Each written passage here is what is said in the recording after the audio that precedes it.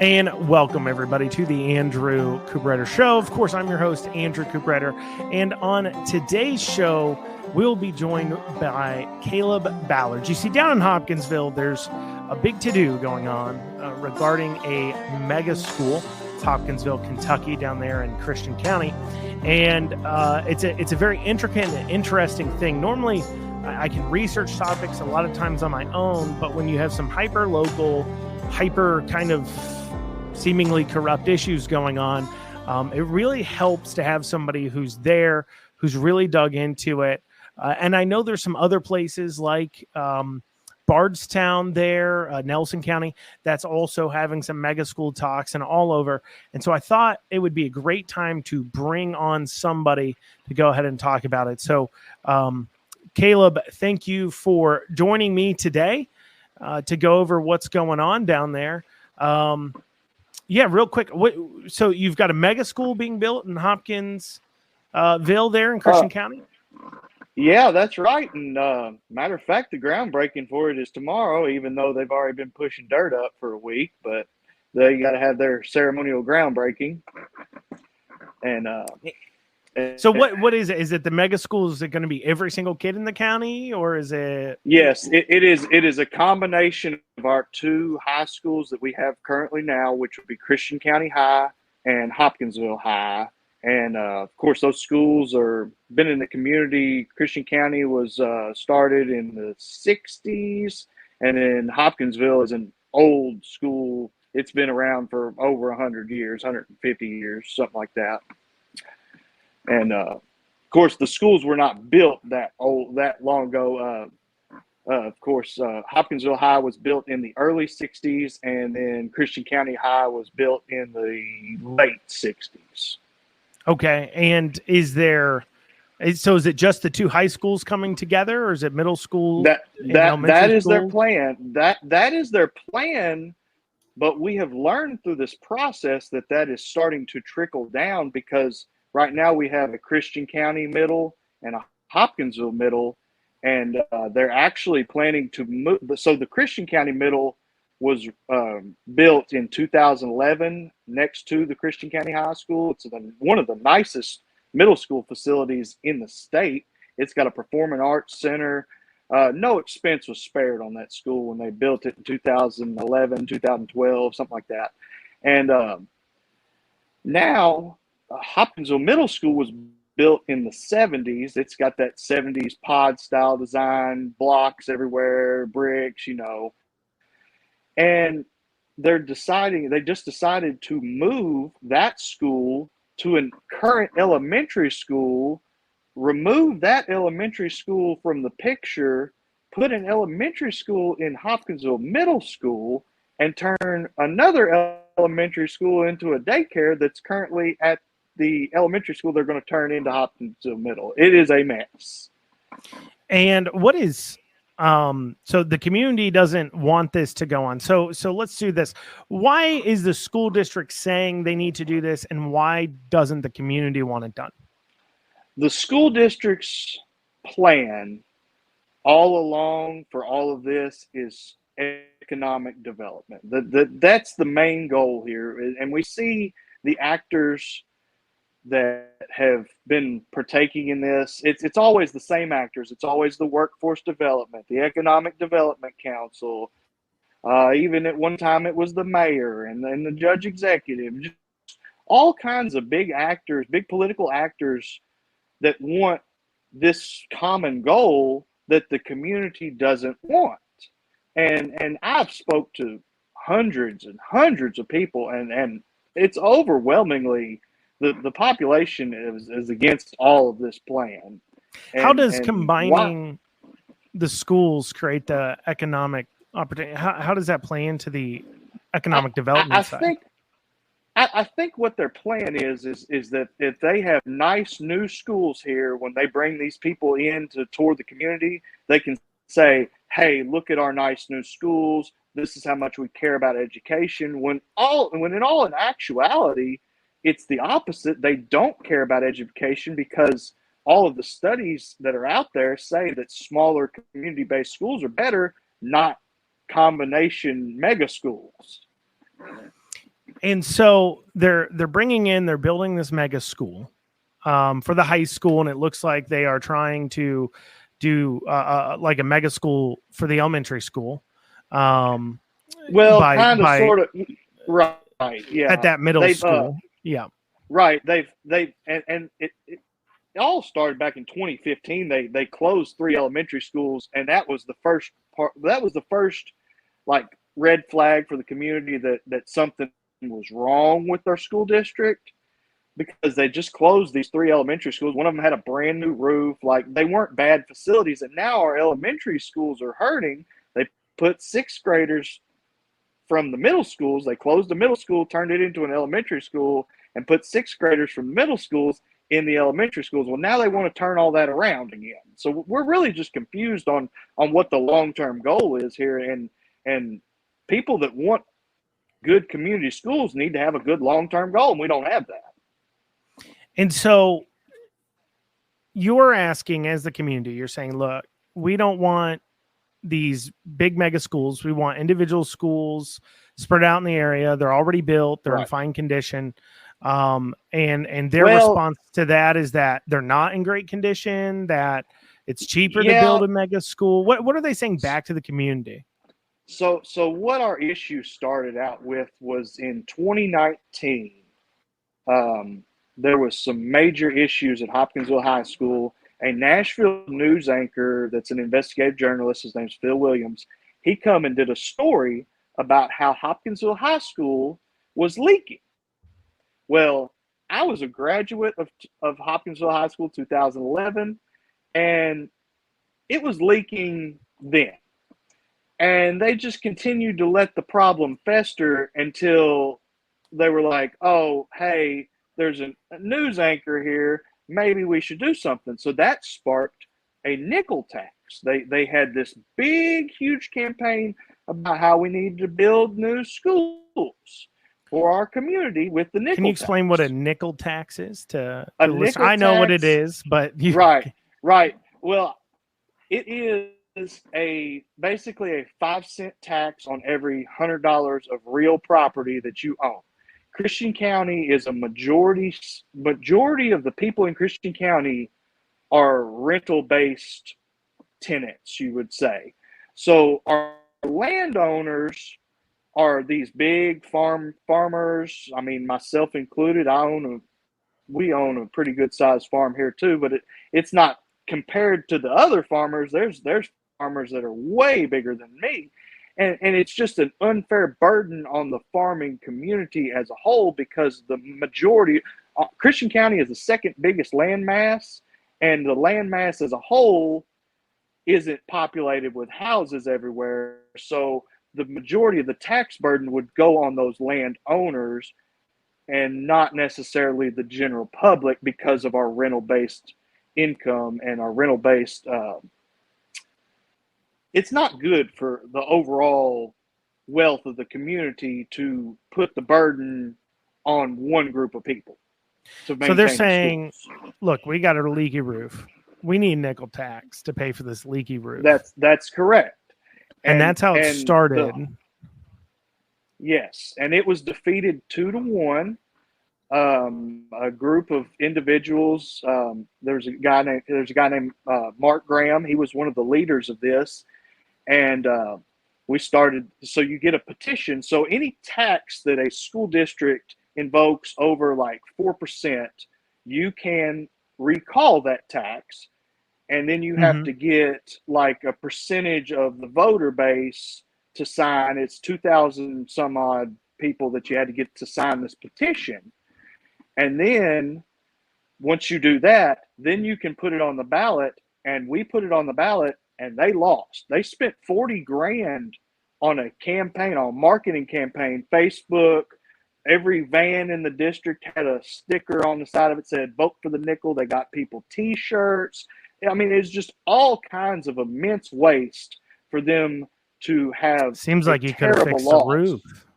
Yeah, seems like you could have fixed the roof for around 40,000, right? Right. Maybe it would have been more. I don't know how much it would have been, but still, you ain't got money for roof, but you got money for T-shirts and a $40,000 political campaign. Oh, it was crazy. And they had people that were just paid to do like nickel stuff. Like there was a woman that run for state senator. Her name is Pam Dawson. And she's nicknamed in the community Nickel Pam because she was just basically working on the nickel tax while she's working for the school system. I mean, but she was basically the campaign manager for the nickel tax. So the nickel tax fails, and then they Yes. say what? Hey, look, nickel tax fails. Our schools are running down. We're going to have to, we don't have the money, but somehow we're going to build this mega school. See, that's where they got us. So 2019 is when the nickel tax failed. Our superintendent quit. The mayor that was pushing it quit, went to become the economic development director.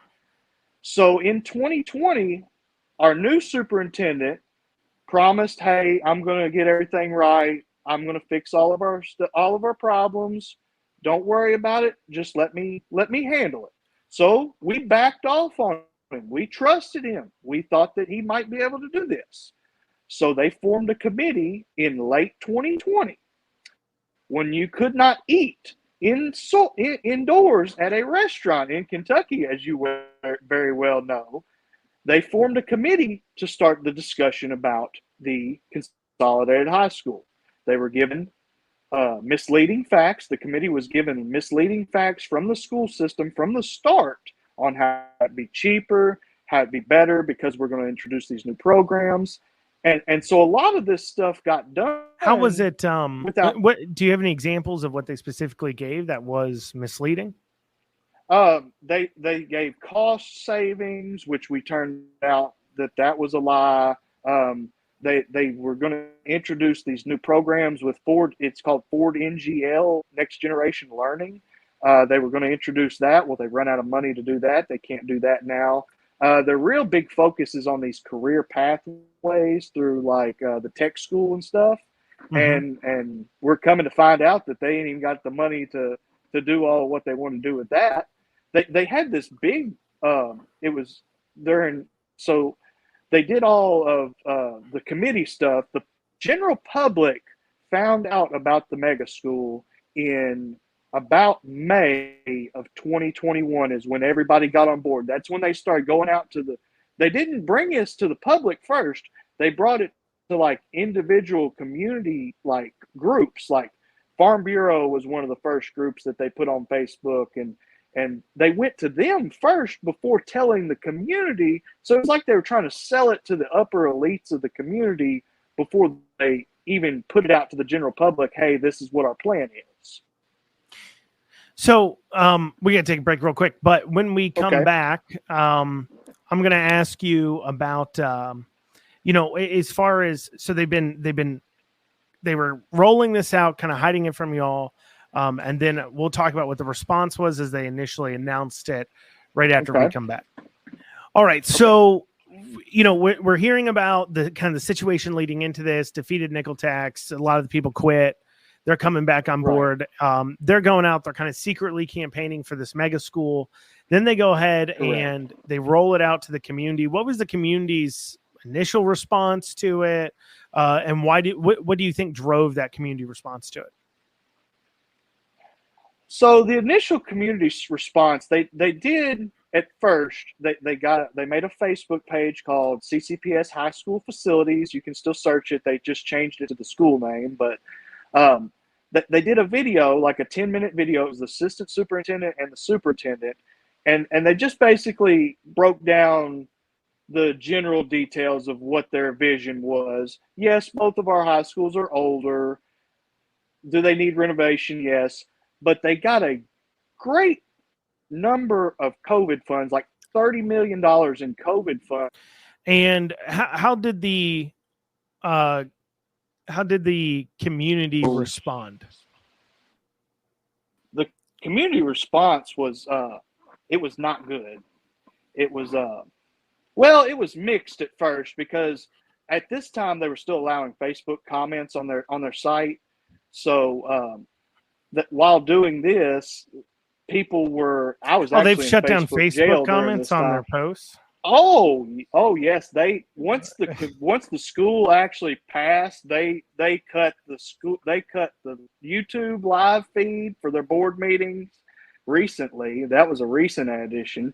But in 2021, they completely disabled comments on Facebook for the public school system. Is it still that way? Oh yes. They have not changed that policy, and then they took it a step further.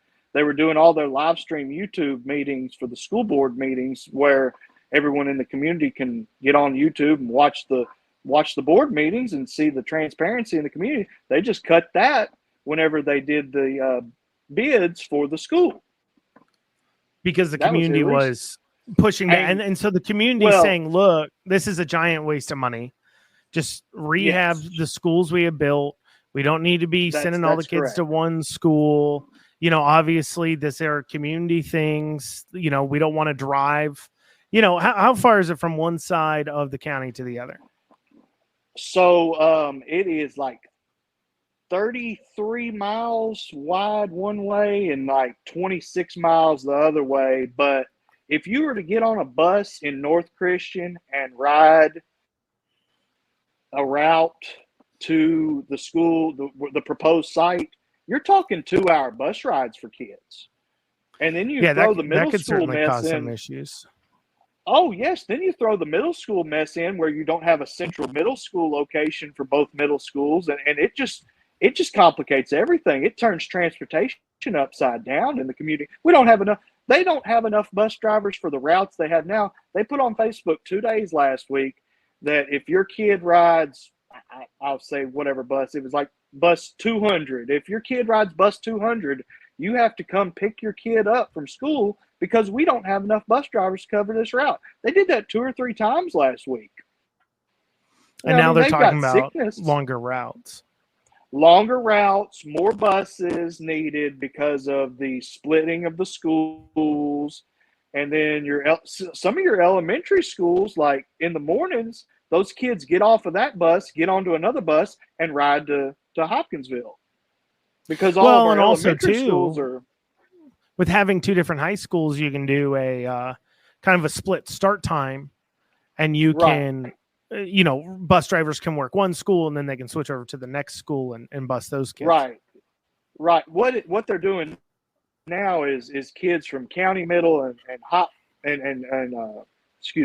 County High and County Middle, those kids are riding the same bus. So you have middle schoolers and high schoolers riding the same bus in some of the northern parts of the county where it's not as populous. And then the same thing with Hopkinsville High kids and Hopkinsville Middle School kids ride together. And the other thing is these communities... Are the middle schools right near the high schools? Located in right next door, both of them. Oh, okay. So right now, distance. So they've got a high school and a middle school together. So they're able to route middle school and high school at the same time, making more efficient routes. And instead, they're going to move both high schools that are right next to middle schools to one mega school. Correct. But they're going to leave the middle schools alone for now. And then they're going to wonder how they're going to get kids to school now. Correct. Well, they're going to change the one middle school that's the older middle school, which would be Hoptown. They're going to turn it in. They're going to take it to the elementary school that's our newest elementary school. Where's that middle school going to go? Well, the elementary school is getting disbanded. It's Martin Luther King. So the middle school that's there now is disbanded. So middle school that's there now is what? It's going to become the new Indian Hills Elementary, because the Indian Hills. But what are those middle school students going to do? That's a good question, because I've been at both schools in the last couple of weeks during let out time, and a lot of those kids walk because they're in communities that are well established, and a lot of those parents live over there because their kids can walk to school, to walk to after school practices. The new mega where are the middle school kids physically going to go? Where are they going to take them to go to school?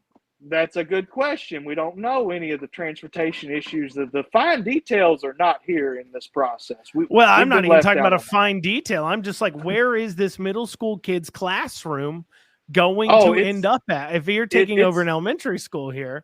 Yeah, well, we're eliminating. Yeah, we're just going to disband that elementary school is what the plan is, and then, because that elementary. But the middle, they're moving to that middle school, right? No, it's an elementary school. They're turning the elementary school into a middle school. Oh, okay, gotcha. So they're disbanding an elementary school. It's confusing. Yeah, okay, gotcha. So they're disbanding an elementary school. Yeah. Yes. And going to move middle schoolers there, and then take the current middle school, and so they're basically doing a school swap between elementary and a middle school.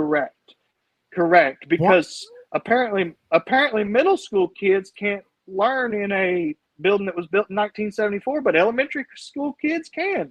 We don't understand it because in 2019, is that their stated reason for the move? No, that's not their stated reason, but through the discovery process, they talked about equitable transitions. So county high, what does that mean? County middle is a newer middle school. It's built in 2011, 2012, opened like 2013 something. And Hopkinsville Middle School has not been rehabbed like they have done nothing to this school since I went there and since the 70s. Like they added on to the gym because of a flood, but other than that, the school is basically the same as it was in 1974. And they're moving kids from a school that was built in the 60s to a school that was built in the 70s and calling that an equitable transition. I don't know about that. So they're simply moving them because the school's a decade newer, but still built 50 years ago? Correct. They told us in 2019 that schools that were 50 years old were not suitable for the modern learning environment. And I don't know if they've looked at their district facility plan in a while, but they've got a lot of schools that are coming up on that 50-year mark too. So what are we going to do? We're just going to delete all the schools that are older than 50 because we don't have the money to do what we're doing now. So how are we going to make this work? That is, I mean, I know, Caleb, when I'm learning math, if I look around and I'm like, that brick right there is 50 years old, I can't learn math anymore. Mm-hmm. I'm distracted by the fact that that brick is 50 years old. My abilities to learn, my learning pathways have been shut down. I am just looking around like, wow, look at this place. Yeah. So that's their stated reason. Okay. So I guess, I mean, the next question would be, well, when we come back, we'll talk about the kind of moving forward. So they're moving around all these schools. The community's against it for obvious reasons. We're talking about we're shuffling around middle schools, elementary schools for no good reason. We're moving what was two high schools that were right next to the middle schools. We're now moving those high schools to a central building. Is those middle schoolers moving? What are they doing with the high school buildings, the old ones? That is our next question that we have never figured out. They can't. Are they younger than 50 years old? No, Hopkinsville High was built in the early 60s, I think like 63, and then County was built in the late 60s, like 68, 69. See, you can't learn in those schools. You can't learn in them. They're over 50 years old. No, so, no. you know, you're just going to have to knock them down. Well, that's the other problem we have is they can't afford to knock the old County Middle that's sitting next to the high school right now. They can't afford to knock it down. It's still sitting there. It's been sitting vacant for 10 years now. They had an alternative program at one point. So we got a school district that's broke, saying they need all their schools less than 50 years old, while they're shuffling kids around inside schools that are over 50 years old, while they're building a shiny new high school instead of just rehabbing their old schools, simple remodels, things like that. Using all of our bonding capacity too. So we'll get to that. So we'll talk about kind of where things are now when we come back after this. All right. So prior to this, we've found out that the school district, for the stated reason of kids can't learn in buildings are 50 years old, this school district that doesn't have the money to even demolish old buildings has decided to take on large construction projects. You said they're breaking ground, quote unquote, tomorrow, which when our listeners listen to this would be today. That's correct. And so they're breaking ground today. How are they paying for the current school if they're so broke they can't demolish other schools? So COVID allowed them to get a whole lot of funds from the federal government. The state government gave them a lot of money. I think the state of Kentucky gave them like $15 million in a CTE grant, but it was to rebuild existing CTE facilities, not build a new one. Well, somehow they got an exemption from that. And a lot of this comes from a bill called HB 678. And that was passed in the Kentucky legislature, I think in 2022, I think, or maybe 2021. It was during COVID. And basically what that House bill allows them to do. So right now, if you look at it like this, you got the state government and then you got the KDE. They're kind of the godfather. They're the ones that tell the school district what you can do with the money that comes from the state. They tell you can build a school. So the whole nickel tax thing was they couldn't rehab schools that were over 50 years old per KDE guidelines. Well, with HB 678, you eliminate the KDE guidelines. You only are required to fill out a BG1, which is a building grant fund application to the KDE, and that's all the interaction you have with the KDE until I think it's June of 2024 that goes out. But it's one of those. It was good in concept, but when you have something like this, where the school district needed to have guidance. Well, it's good in concept on, like until you have a school board that has no clue what they're doing. I mean, the concept here is great until you have a school board that, and that's probably what it was about. It was about making sure because, in the break you had mentioned bonding. There's loans that are issued based upon the quote unquote bonding potential, which means that how much in tax revenues they're going to be bringing in and on as such. And that essentially acts as if a line of credit into the future. So, and when they talk, you'd mentioned that their bonding potential's maxed out, which means they essentially have no line of credit. So now what we have is during the building process through these open records requests, I have found that the bonding capacity was $137 million in April of 2022. It didn't go up that much. And right now they said with the bids they got in July that the school would cost $140 million, but we're not getting athletic fields. We may or may not get a gym. Like they deleted a whole entire wing out of the school to save $460,000 in furniture costs. They aren't even going to air condition the ag and the automotive labs in this new school. That was a question from the architect in the emails. He said, should we, since we're in cost savings, should we be air conditioning the ag and automotive labs? They got garage doors. That's going to bring the cost up. I mean, that's the kind of cost cutting that they're trying to do just to get this done. Mm-hmm. So they're not even so they're building a building because they need a shiny new facility. Correct. But the building itself won't even have basics like HVAC. In certain areas, yes. Now they're talking about state of the art. Yeah. They're talking about like state of the art cost saving $300,000 a year on energy costs and stuff like that. They're talking about that, but then they're talking about disadvantaging kids that might want air conditioning because it's hot in an automotive shop and an ag shop. I've been there. It's pretty hot in those environments. So you want air conditioning, absolutely. And absolutely. So and they did this bid process. So we were following along. We tried to stay informed with it because the amount of information coming from the central office was null. There wasn't any coming out. So we were having to open records request a lot of this stuff. Well, a guy open records requested the advertisement for the bids that they had for the school, which is required by the KDE and Model Procurement Code in the state of Kentucky. It's Sure. I think it's 45365 is the legal genre or whatever, the legal book you can find that at.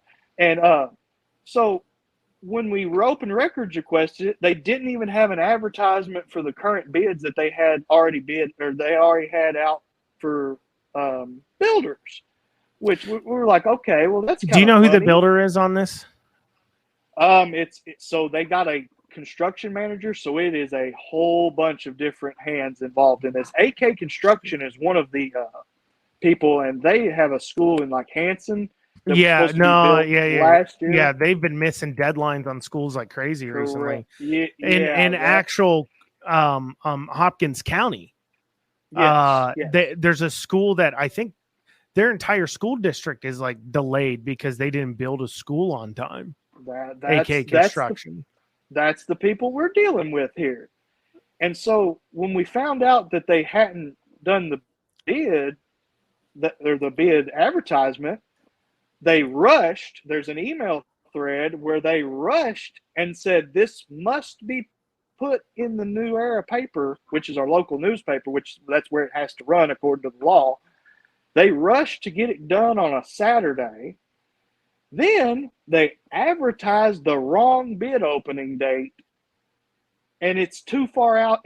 So the requirement is not more than 21 days in the paper, but before 7 days prior to the bid opening. So you can't just put the advertisement out a month in advance and it fit the KDE requirement or the legal requirement. And so they delayed the bid opening date to July 24th and didn't advertise it at all, which is against Model Procurement Code altogether.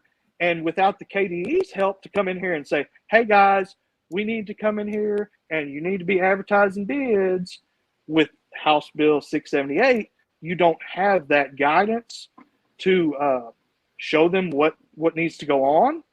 So there's no accountability.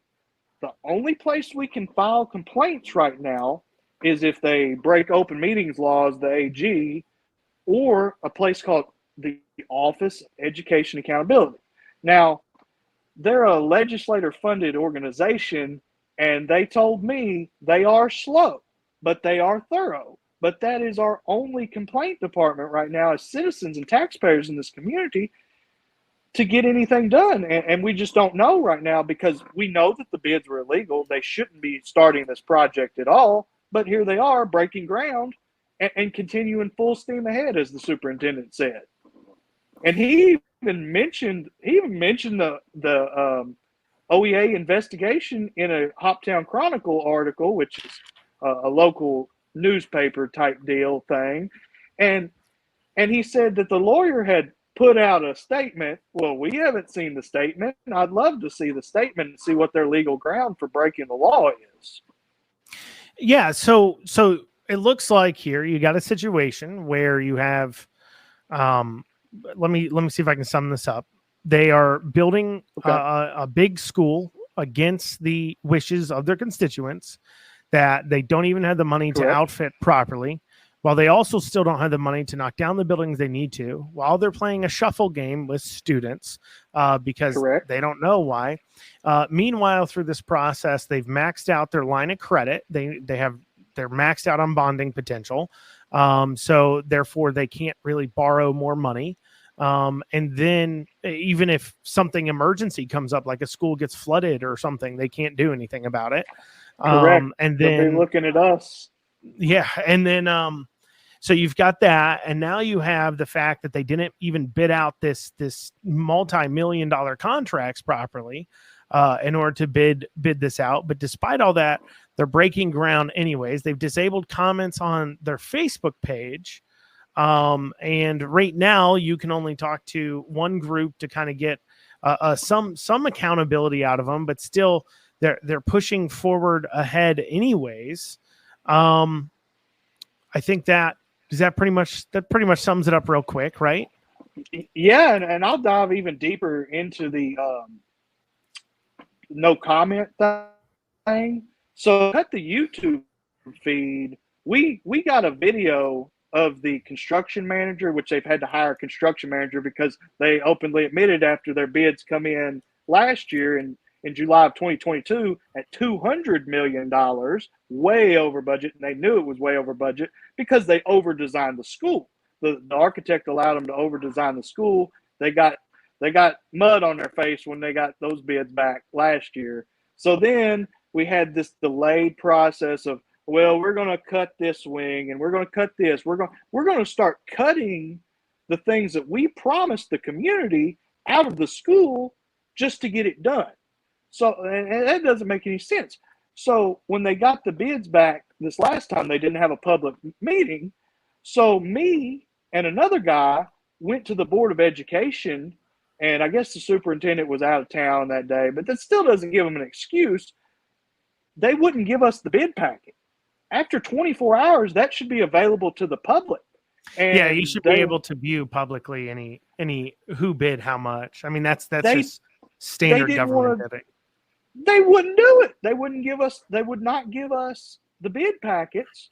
And so that Friday, the superintendent sent out a memo to the chief of police in Hopkinsville here, asking for a security guard to sit at the board office getting paid $40 an hour to just monitor the board office while all this, during the current budget issues, is what they said.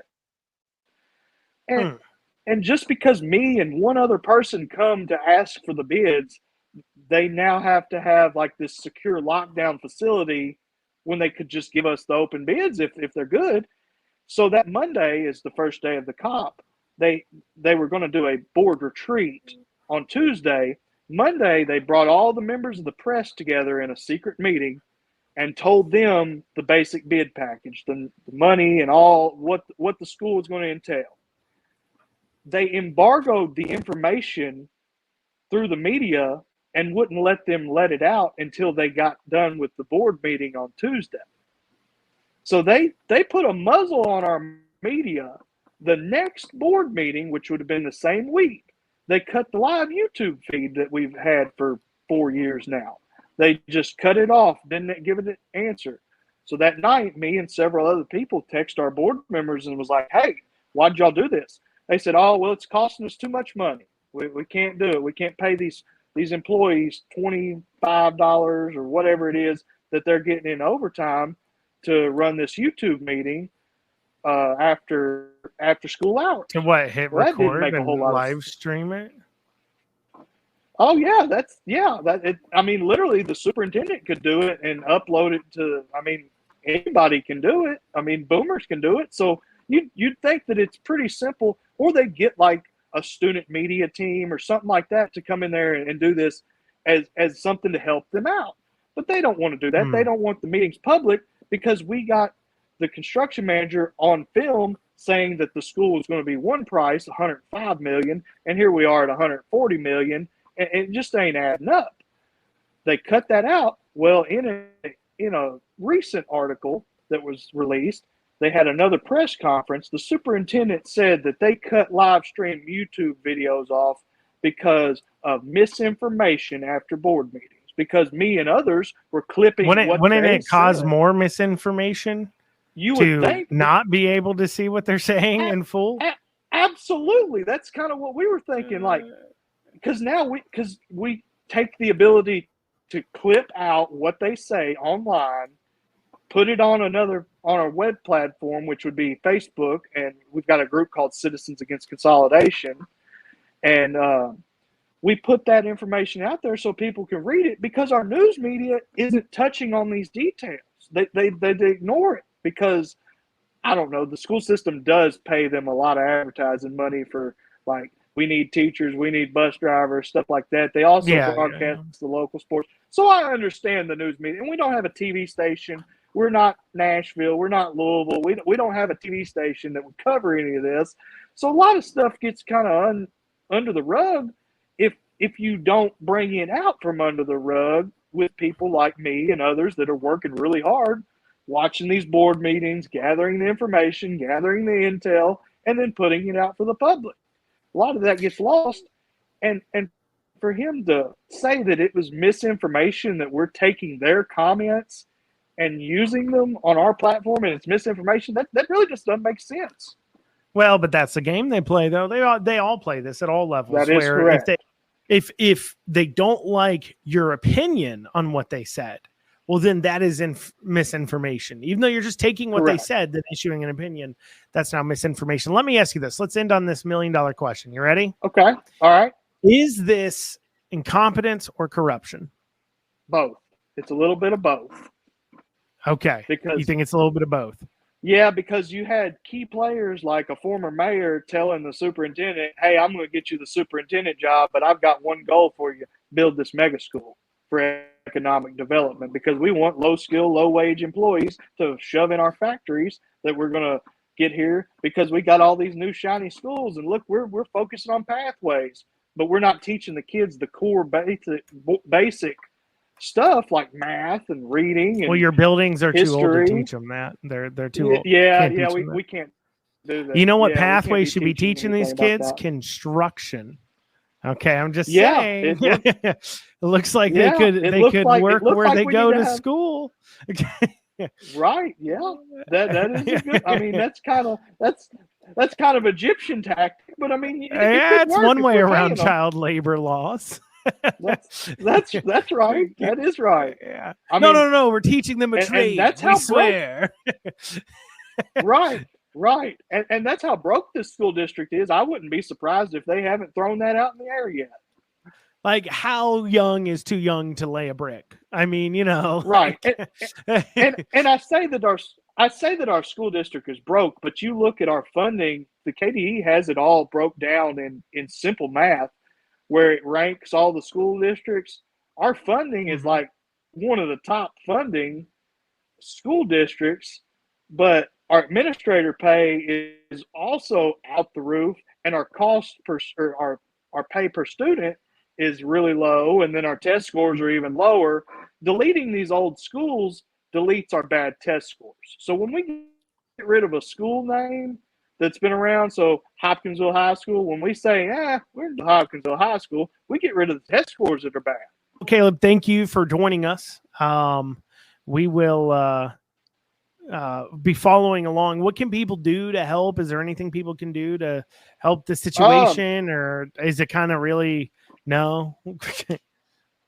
If you want to help us out, join our Facebook page. It's called Citizens Against Consolidation. It's an open Facebook group. We just basically give everybody the information that they're missing out from the school board. And the only place you can complain is the Office of Education Accountability, and we've got a link on our Facebook page, so you can click that. You can go in there and you can complain about Christian County Public Schools anywhere in the state if you wanted to, and just help out our cause, because the bid process was not done per law, and we just got a whole bunch of issues. But you can't have a school with its bonding potentials completely expended. I mean, it's not easy to run a school district like that without any money. No, it's not. I mean, you are down to the line.